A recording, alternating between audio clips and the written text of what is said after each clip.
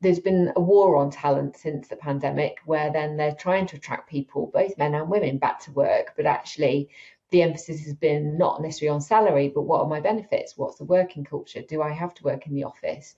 And so I think we are riding a wave of things being in our favour for women and flexibility.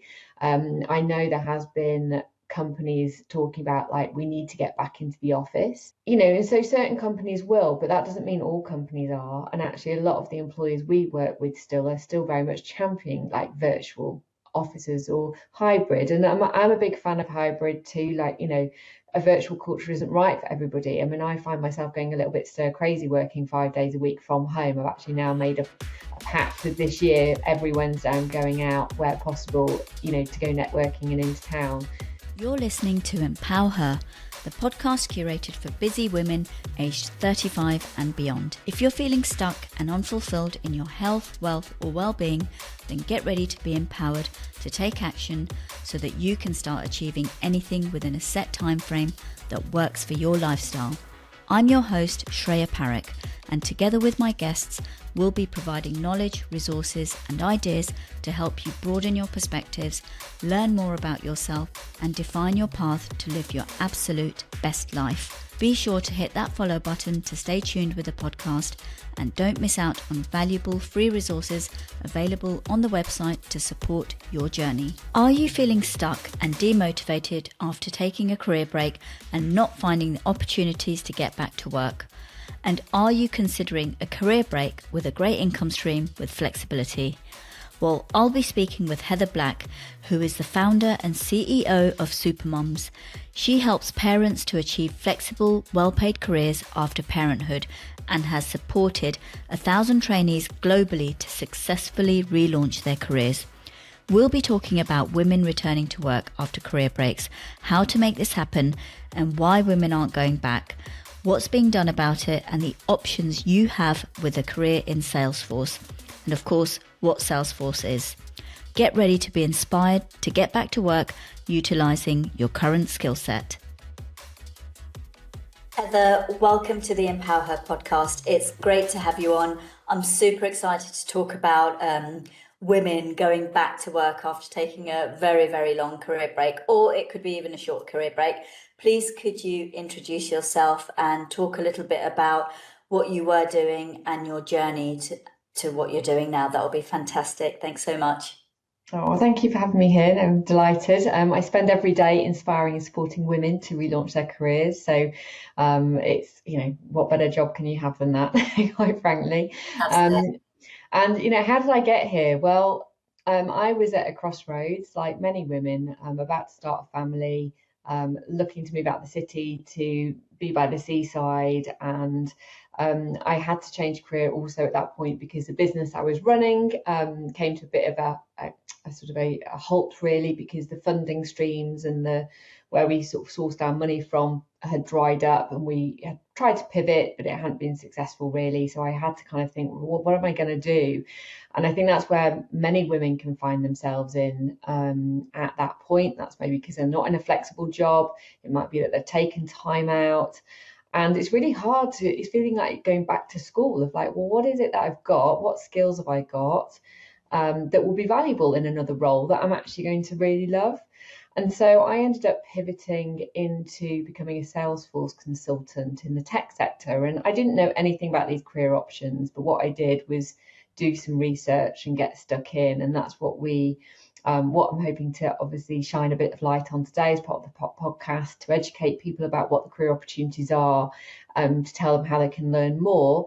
And it's really about taking that step to not being scared to finding out more, do as much research as you can and make an informed decision, because that's the only way that we can really feel as individuals confident enough to take that leap, to invest in whatever training we need to do, to feel like we can actually make this happen.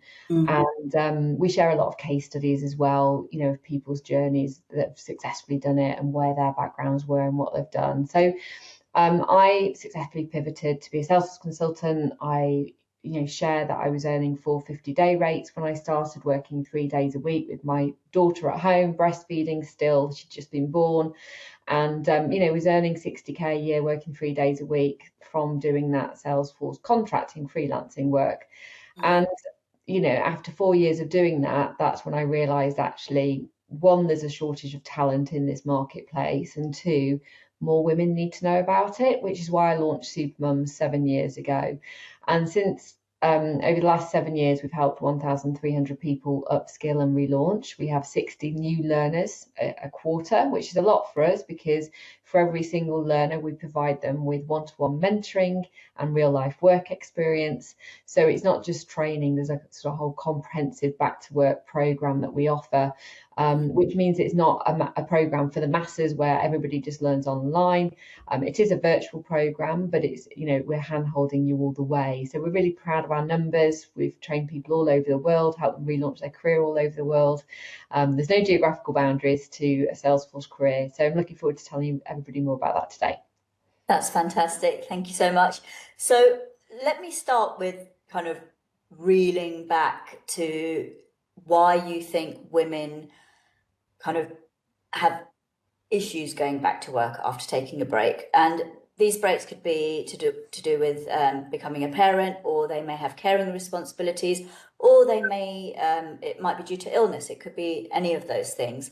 Why do you think there is a lack of women going back to work?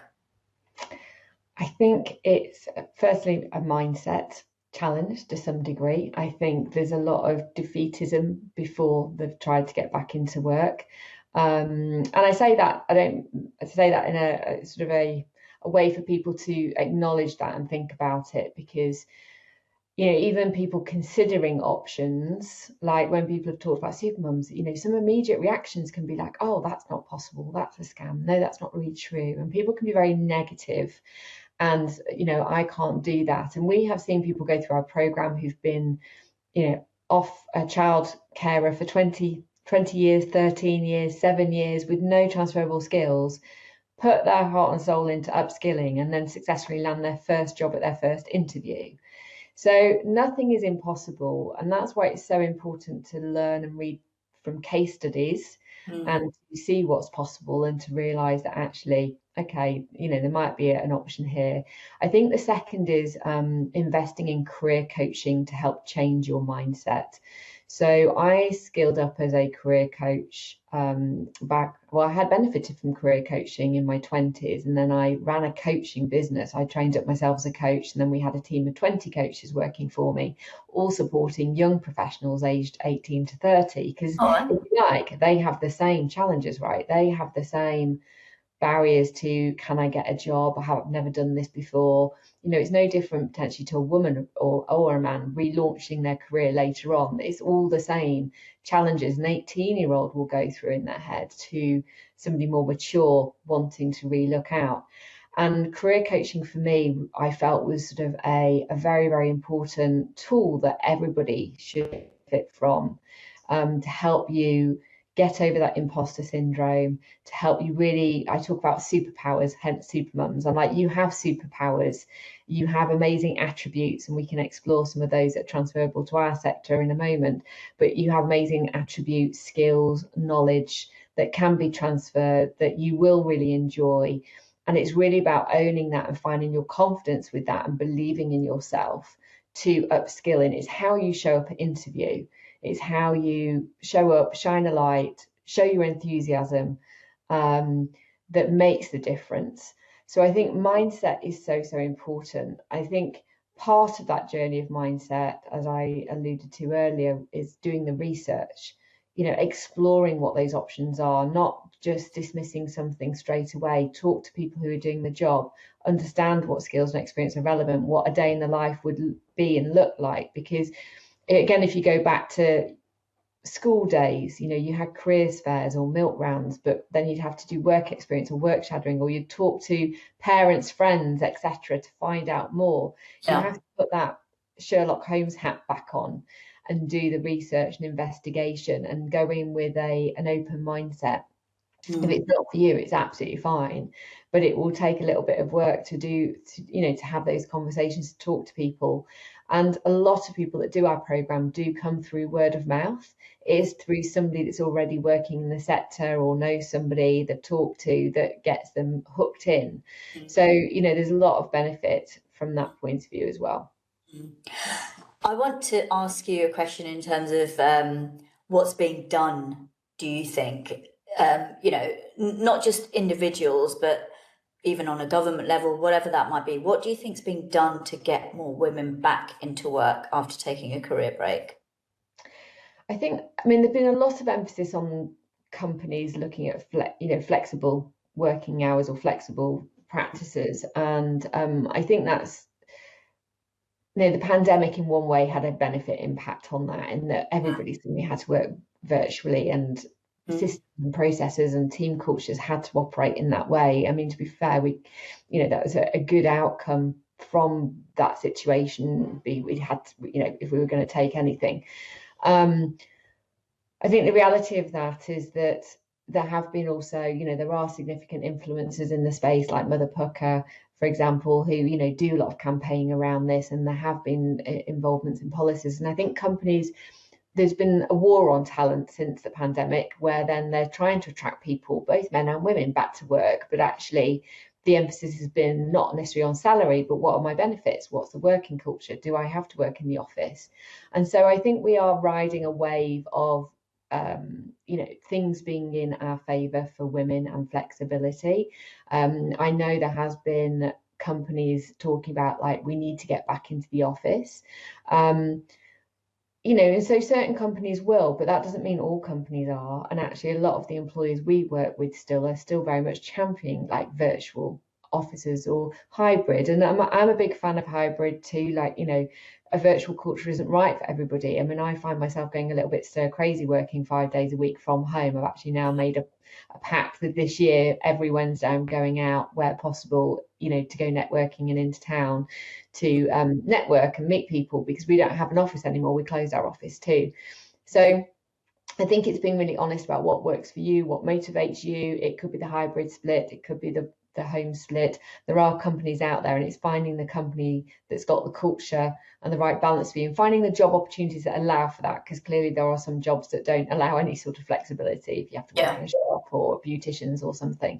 And that's why I'm a big advocate for Salesforce careers and why we launched Supermums, because these were flexible job opportunities that you could do from home, or you could work flexible hours. It really does give you all of those options you could possibly wish for on the table. Yeah, I guess, a lot of this boils down, kind of going back to the research part of it. The onus is kind of on you to do some research, even if that's on a basic level. I mean, even a simple Google search of women returning to work could bring up so much of information. Yeah. What other, can you point people in directions of where they can do research as well, apart from Google? Absolutely. Well, I'll start with Supermums. So if you are interested in a Salesforce career and learning what that is, we at our website supermums.org, we have a page on our website which is called "What is a Salesforce Career?" And that will just explain what the different roles and responsibilities are. There is a quiz that you can do as well, and we will put that URL in the show notes of the podcast. And you can just explore what those career options have available to you. But there are equally other websites in the ecosystem and female influencers that are doing similar brands. So Relaunch, for example, is more of although you have a UK arm now, they started in the US, very much focusing on encouraging companies to have returnships. So there's lots of examples there of different career paths you could go down and how you could relaunch again after work. There was a women returners brand. I think they've renamed it now. Yes. Now, yes, so I think if you type women returners, it will still come up. But there's various sort of women returnship programs, job websites, etc. I think the thing is just narrowing down where your skill sets are and your superpowers to start with, and you might need a career coach to do that, or you might be able to figure that out by yourself. But narrowing down what it is that you think you've really loved from previous volunteer roles, work roles, and then sort of fine-tuning your search around those things.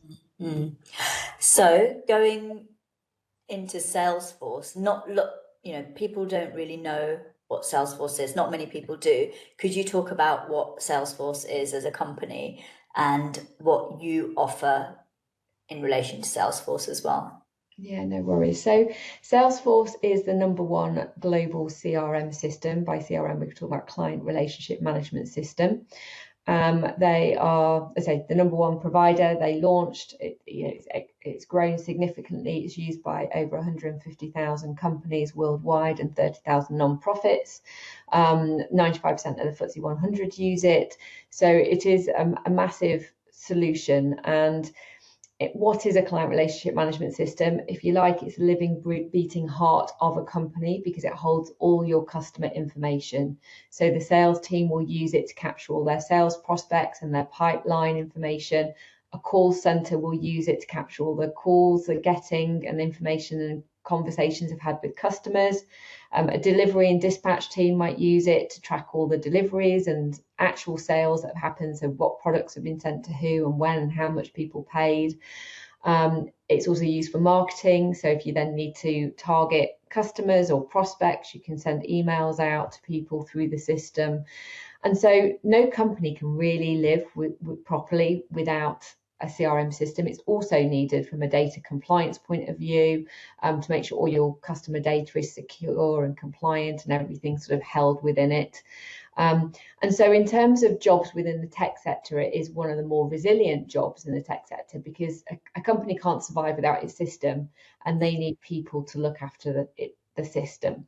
So I'm going to talk about the 5 different job roles that I explain to people, because the 5 different job roles actually really lend themselves to different attributes and parenting attributes. So our quiz looks at different parenting attributes and skills, just to explain, I suppose, the types of jobs that you could do in this sector. So the business analyst is the first role. Now, if you are the type of parent that is more the empathetic one, the listening one, you might really be the counsellor with your friends and you love sort of talking through things with asking lots of questions, but also helping provide solutions to things. You're the natural helper. The business analyst role would be the one for you, because what you're doing is going in and meeting teams of people, the sales team, the customer support team, asking them lots of questions about how they do their job, and then helping propose solutions using technology that's going to improve that for them. So it's a really lovely job because you get to brainstorm, they get to offload all their challenges they have, and then you get to go, oh, we could do this and do that, and make them really happy and excited. And I really love that. So you're not having to build any system, but you're just having those conversations and sort of documenting everything off the back of it. So you have to like to document things and write notes up. So that's a business analyst role. Now, once they've gone in and done that job of understanding what's happening and what could be the future improvements that are needed, you then would have a Salesforce administrator that goes in. And a Salesforce administrator you can have administrators and developers, but an administrator can build that system through clicks rather than code. So you can drag and drop things and move the system around, add new fields in, create email templates, set automations up. And it's easy to learn that sort of stuff. I say easy in that you've got to have an appetite to learn it. If you want to learn technology and move things around, you can click. It's not doing any complex code or anything as an administrator. If you want to progress, you can become a developer. If you've got an appetite for code, there is a career path there. But an admin and developer will build the system. And that really suits somebody who, from a parenting attribute point of view, I think it always suits people that are the tidier. They like tidying things. They like learning new gadgets and then teaching their friends or their kids the gadgets. They're the DIY persons that like to just get on and fix things. So they're very kinesthetic. They like building, fixing, tidying, everything like that. So they're the parenting attributes that we look like. We sort of suggest are the good ones for those types of roles. And you might like that quiet time where you're just sitting behind the computer and not talking to people and just getting on with it. So if you want the quiet time and don't want to be talking to anybody, then that's the sort of role that I'd sort of be recommending. Not that you wouldn't talk to anybody at all, but it's obviously less of a public facing role. Yeah. And then you've got the project manager. So if you are the parent that is the organizer, the delegator, you've got your budgets and your planning and your spreadsheets, then we always recommend the project manager role is probably the right one for you. And project managers on a Salesforce project are busy coordinating the BAs, the admins, the developers, and making sure that everything is on track, and working with the teams, the sales team, the customer support team, to make sure that they're getting the right information they need and they know what is happening when. And so if you're the natural organizer, we sort of say the project manager role is the right fit for you. If you are a bit of all of those things and you like variety, then a Salesforce consultant role can be good for you, because a consultant can wear 2 of those hats or 3 of those hats, and that gives you that variety. That's the type of person I am, is that I like a bit of all of those things. And so you don't have to just silo yourself in one role, you can do a blend. And then there's the customer success and account exec role. So if you are the person that likes to buy new things and then loves talking about them to your friends and selling them to your friends, or you're the negotiator with your kids and you're always trying to sell it something into them, or in exchange for them doing something else like their homework, you might have that natural flair for sales. So we always suggest you could be the account exec or the customer success manager that's keeping customers happy, that's maybe upselling things to them. There's really good salaries in all of these roles, but the sales roles will always get the bigger bonuses at the end of the day, and will do really well off the back of that. And they're really well paid sales roles. So some people say, oh, sales, and actually are thinking like low budgets. They are actually the best, they're probably one of the better areas. So you have targets with that, but then you're driven by the targets. If you like that appetite of having targets to work towards, and that gives you the adrenaline boost, then those are types of roles. So there's a job for everybody, quite frankly. I think, from that, it's just, seeing yourself into that role. I think the other thing that I say to people, what is the qualification criteria? You don't need any background in any tech or computer science degree or anything like that. Literally, you could come straight out of school with whatever qualifications and train up in Salesforce. There's no prerequisite qualifications. What sells well, personally, I think you need to have that you need to want to learn. You have to have the appetite for learning new things, achieving and progressing yourself, because there is learning to do. There's always new learning in tech, because technology is always evolving and changing. So you've got to sort of get I would say our students get quite hooked to that and love learning new things. But what employers are looking for is industry experience. So Salesforce as a product is implemented in all these companies. Now, these companies operate across lots of industry verticals, from automotive to hospitality to commerce to professional services to finance to non-profits to health cloud to education. And so employers are looking actually to hire people with that industry background in where those companies are operating. And the fact that Salesforce is obviously, they need you to have a Salesforce certification, but they're buying you because of your industry background, in that you can speak the language, you understand the KPIs, you understand the jargon, you understand what the typical needs are of that business. And that's what gets you into a company quite often, is that understanding of that industry. But equally, they're looking for those mature professional skill sets, like team facilitation skills, communication skills, team leadership skills, data analytics skills. You might have, say, project management skills. Not necessarily, you might not need to had a project management certification, but you might have done process improvement. You might have managed projects as part of what you were doing. And a lot of employers like our talent that comes through Supermums, because they've got a lot of professional skill sets that means that they can talk in a mature way to clients already, and have facilitated workshops, or have trained people, or have managed a team.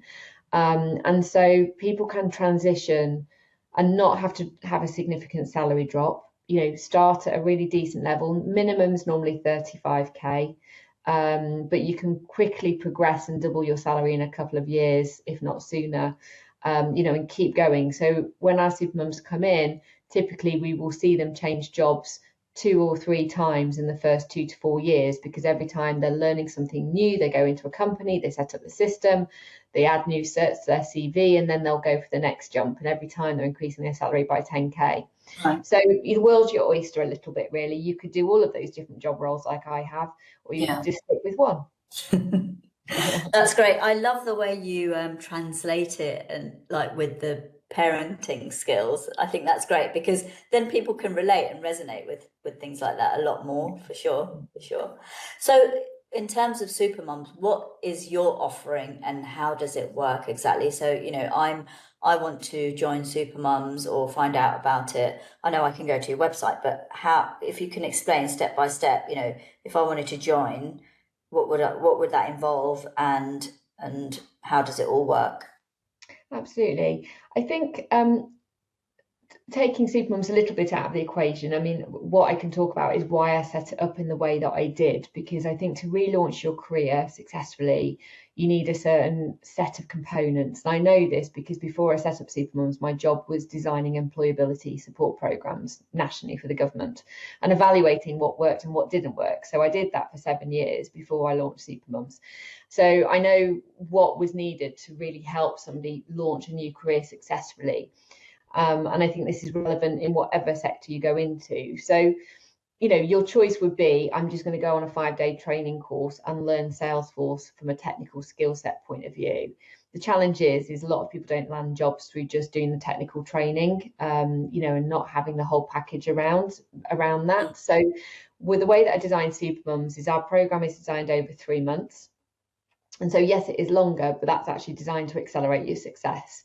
And so each week we do a 3-hour live training session, which is recorded and can be available on demand for people that can't make it. But that covers a technical training competency. We then give you additional homework for 14 hours where you're then practicing that competency and building out a dev org, a practical dev org, practicing those skills.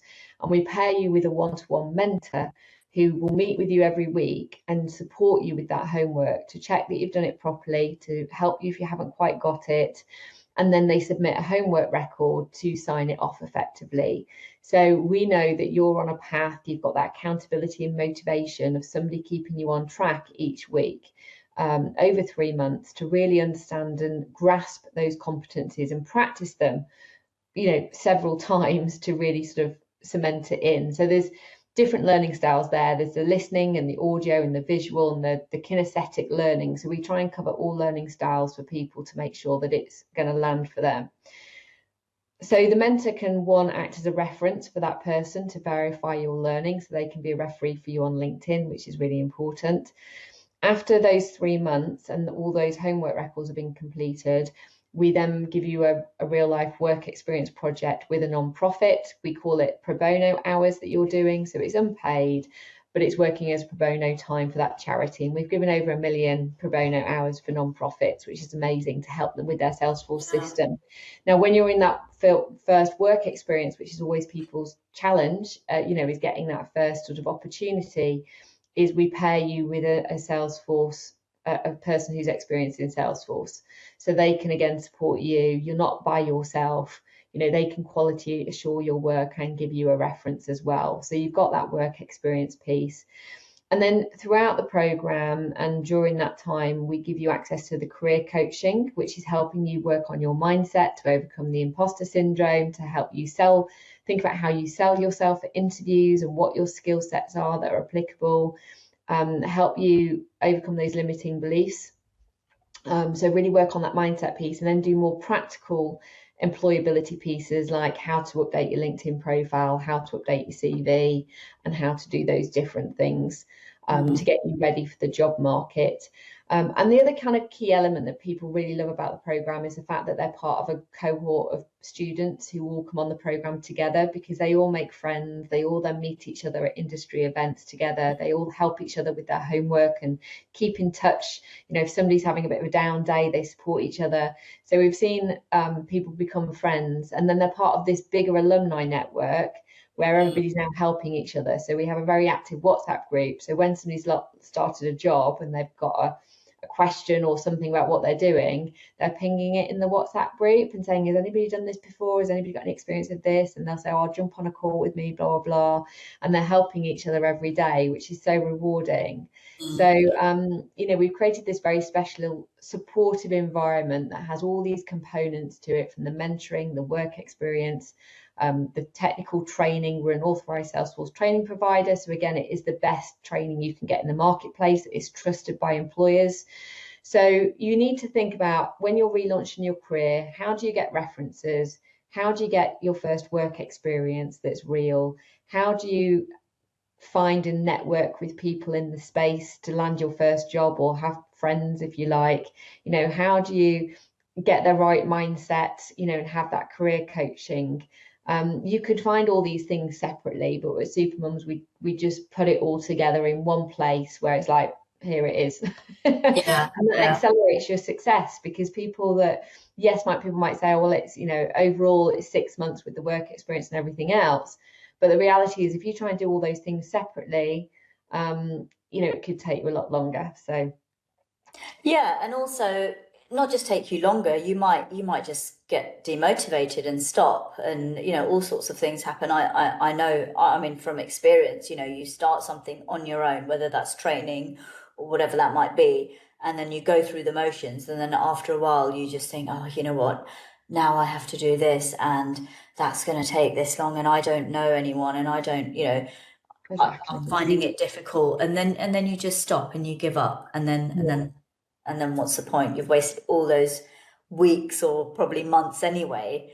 Whereas I think this is fantastic, actually. You've kind of packaged everything up that you need to get from A to B, really, and get out there and do your thing, which is fantastic.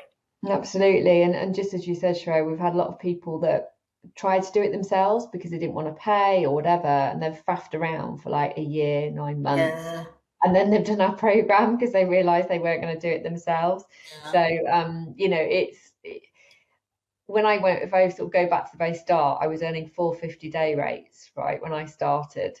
So our course is just over 2 grand. And so people make back their money in, some people won't earn 250. It depends on their starting rates, 250 maybe, but with that, you've made your money back in 10 to 15 days. Yeah. And you've got to do the ROI, and our alumni would be happy to sort of support that endorsement, in that it's really good return on investment, and it will get you earning much quicker than if you were trying to do it by yourself. Yeah, of course. Do you have a selection process in terms of, because obviously, if someone's paying 2,000, is it £2,000? Just over 2,000, yeah. Just over £2,000 for your program, and they go in and then either decide, actually, I haven't got the time for this, or I don't want to do this, or whatever. I mean, how does that transpire? Well, I mean, I think most companies have a 14-day cooling off period from the point of purchase. Right. So obviously, if there was, I mean, not many people do or have done, to be fair, unless there's been some circumstances regarding local family that have come up. So that's part of consumer rights in that sense. We have had people decide it's not quite for them, or they've again had to pivot because they've suddenly had got pregnant again or something like that. So we have a 75% successful outcome rate, but hand on heart, those that haven't been successful has more been due to their personal circumstances or choices, as opposed to actually their success in the putting the hard work in and sort of making it a success for themselves. So some people just do it because they're bored at home and want to do something else, and actually their partner's the one that's working, and they just want to do different courses. So I think everybody has their different motivations. It's those that are hungry that make it work, because once you've invested that money, you are like, right, I'm going to really make this work and be successful. And I feel like a proud parent to all of our alumni now, because I'm like, they're all doing so amazing, and they've got these amazing jobs, and they're putting the time and effort in. So everything it isn't easy. You can't just do a course, get one cert and go, right, that's it. With this, there is an element, if you want to progress your career, there are other learning certifications to do. we now have like a 2-year career track that we sort of encourage you to do. So we sort of say, right, you have access to our learning portal for a year when you initially join. And so what we're saying, moving forward, this is our new sort of thing for this year really, is to say, well, after 6 months, here's the next set of things to do and here's the resources to do it. Whereas before it was a little bit more, I suppose, open than that, in that we'd sort of say, right, these are what you need to do, but we'd not necessarily hold their hand or create that learning journey. So we're doubling down on that this year to really hold their hand for the rest of the year to keep them going, because that's why people have joined Supermums, because they love the motivation and accountability of being part of a program. So if we can keep holding their hand rather than them sort of go off after 6 months, still being part of the alumni group, but having no set timetable or structure. Sometimes people can lose their motivation. I know I do. I'm really rubbish at maintaining learning and training motivation if I'm not part of something that keeps me accountable. So that's what we try and do. Yeah, absolutely. Accountability in any goal you have in life is so important, because it's like when you're working for a company, whatever company that might be, you're accountable to your manager, right? If you don't do the work that your managers set you or the company's expected of you to do, then you're going to get a warning, or eventually it may lead you to kind of leaving. And if you're not working for someone and you're not accountable for that goal that you have in life that you want to achieve, whatever goal that might be, then you can easily, it's so easy to get demotivated or distracted by, not just social media. I don't mean just at tech, but you can waste so much time. Yeah, you can waste so much time doing other stuff. Waste so much. Yeah. Even, distracted by family, kids, whatever that might be. But it's funny how when we go to the office and go to work, our distraction, because we know if we don't do that job, then we potentially could get sacked. And we need that. We need that in our life. Like we need that every day, Yeah, exactly. That's what we've created, is that structure. And I say, when you've invested in it, you're more attuned to actually doing it as well. Exactly. Yeah, because that's the other thing, it's also about investing in yourself. Yeah. You see it as an investment for you to get to that goal, and like you said, do the ROI. Yeah, and I think it's really important to talk about that investment piece, because people have a blockage to that, of why should I pay for something? It's like, well, actually, it should be normal to keep investing in training and development. I've spent over £40,000 on different training development since I finished school and university. But I run a business, so I've been on different things. My Salesforce training I've paid for, and I've spent about £11,000 on training for Salesforce related things. I've now packaged that up, so all of that training we now deliver through Supermums at a much cheaper price than what I pay for it, so we can get people qualified quicker. But I've invested in training for my business, for sales and for marketing, because I'm always wanting to learn from other people and mentors and experts in the industry, and that helps us be stronger, more confident, more successful in all our career opportunities. And quite often, if we go on a free training, we can come away and not apply any of it. Whereas when we're paying for it, it's like, actually, God, I need to apply all these things that I've learned, because actually it's going to make an impact and a difference. And I think, that journey of lifelong learning is really important, and being mindful about what we're implementing from it and how we're going to apply it is really valuable. So it should be normal, and methods of that, quite often, for myself also, I've used debt to finance training, but then paid it off through what difference it's made to my career or earning potential and everything else. So again, we shouldn't be scared of borrowing money from people, in different ways that might be, to invest in our future. The difference is, and what we provide at Supermums is a career plan template.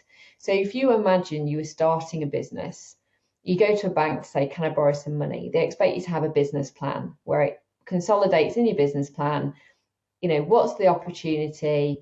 What are your skills? what's your plan to make it happen? And the bank looks at it and goes, yes, okay, I can see this is possible. And yes, I'll loan you the £50,000.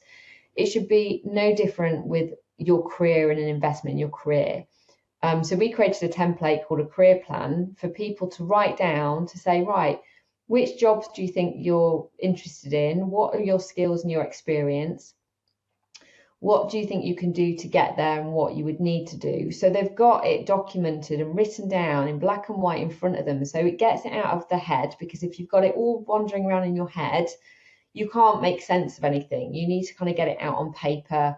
And then if you're going to talk through with your partner or anything, they've got all the facts and figures in front of them as well, so they can see it and understand it. Because if you go to a bank, for example, and ask them to loan you money and you say, it's all in my head, I'm down and download it, they can't understand it, right? Whereas, quite often a lot of our supermums will be talking to their partners about the investment. And so we encourage them to sort of write it down and document it so they can see in black and white, okay, I can see where this works. There's facts and figures, there's research that's in that career plan as well. So it references average salaries that you can earn. And that's what you need to do to make it real for yourself, because nobody wants to risk money or, even our own money, right? If we've got the money in our bank, we don't want to risk it on anything where we don't feel like we've got a real tangible plan in place. Mm-hmm. And so I think it's very important that women, men, or anybody relaunching their career create that plan for themselves, whether it's a mind map or it's a written document or whatever it is, to justify to themselves, why am I going to invest in this? Or why am I going to ask somebody to help me invest in this? Or what am I going to do? Because then that's your plan of action. And then you can put it on the wall, make it visual for everybody to happen. I've got my vision board up here, which I'm encouraged to do by my coach every year. We have to have that vision board. We have to have our action plan. And if we've visualized it and written it down, you've got it there to say, right, this is what I'm going to do. And that sort of is a really good starting place for everybody. Yeah, that's great. The template you're talking about, is that something that anyone can download, or is that once you've joined Supermum? No, that's on our What is a Salesforce career page. You can download the career plan because it gives them contact information, but also a place to write all their things as well. That's great. That's great. I think that's where everyone, if anyone's considering this, that should definitely, you're right, they need to get it out of their head and onto paper, because you're so right. When everything is going around in your head, it's more confusing, and also can demotivate you to take action as well. Very true. Yeah. So Heather, I'm a huge advocate for collaboration, so I wanted to ask you what collaboration opportunities you might be looking for, whether that's on a personal level or with your business. Oh, thank you. I think, anybody that's got an avenue to reach more mums, to spread the word, it's not everybody's got that opportunity potentially to rethink their career work-life balance. So any ways that we can spread the word about Supermums, we'd love to hear. So thank you.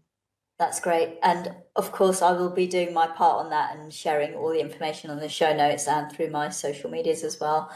The last thing I want to ask you is, what advice would you give? What 1, 2, or 3 pieces of advice would you give to women looking to change their career after a career break, or kind of go back into the workforce?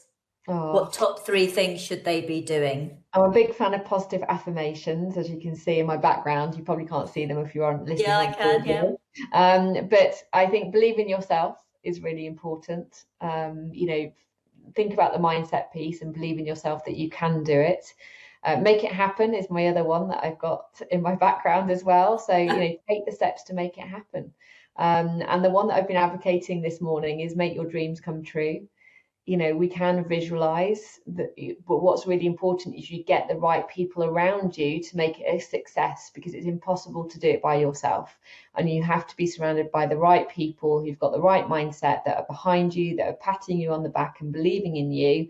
And that's the biggest thing that we feel that Supermums offers, is that alumni support offer, and whether it's with us or somebody else, they're the 3 things to sort of take away from today. That's fantastic. Heather, thank you so much for being on the Empower Her podcast. It's been great to have you on.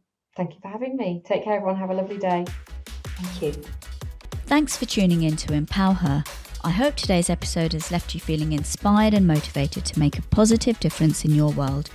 Please follow the podcast and share it with anyone who will find it helpful. Until next time, keep striving for positive change and greatness for all women.